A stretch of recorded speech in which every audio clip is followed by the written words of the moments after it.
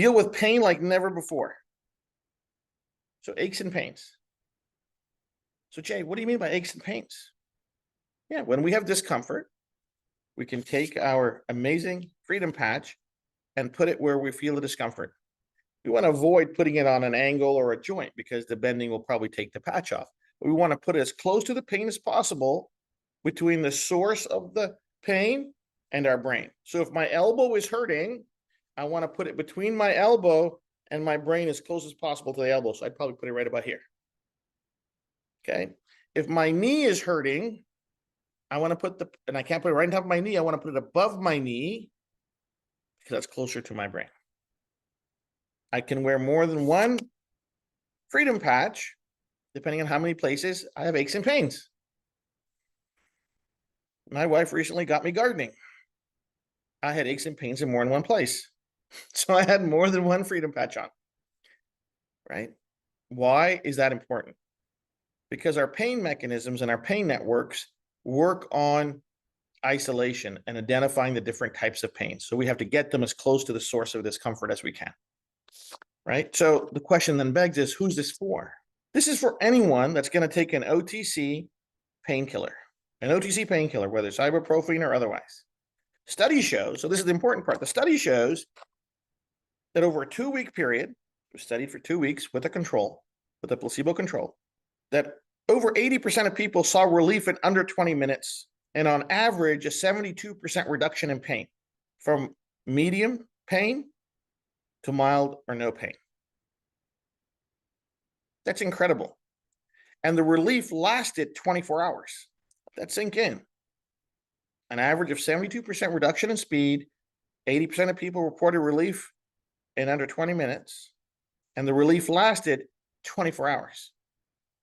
No 2 pills every 4 hours, every 6 hours, none of that. 85% of the users who were on anti-inflammatory drugs stopped taking those drugs in the study and started using the freedom patch only. Almost 90% of the people in the study prefer the freedom patch over their OTC pain medicine. That's what the study shows. So people say, well, is this going to make the cause of the pain go away? No, right? If you have an injury, what are you doing to manage the pain of the injury? Most people are taking some kind of pill or some kind of painkiller. This is the safe alternative. It's non-habit forming, no side effects, doesn't do anything terrible to your belly or to your intestines, right? Or our gut biome. It's not habit forming, right? So let's not get carried away. What we don't want to do is talk about any specific disease or condition, because we do not cure, treat, or diagnose any disease, right? People that have chronic illnesses take painkillers, yes? Those painkillers are not solving their issue. The painkillers are helping them cope with the pain. This is a drug-free pain coping mechanism that's completely safe for all ages. So we cannot talk about diseases, and we cannot ask about it, because every time we ask about somebody saying, well, what about this disease or what about that disease? We are inferring that it does something for the disease when all we're talking about is the pain and discomfort,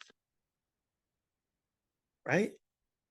So we have to be very careful, because, ladies and gentlemen, like I mentioned to you before, the purveyors and the system is looking for us to say the wrong thing at the wrong time, so they can come and say, hey, no more drug-free health and wellness super patch.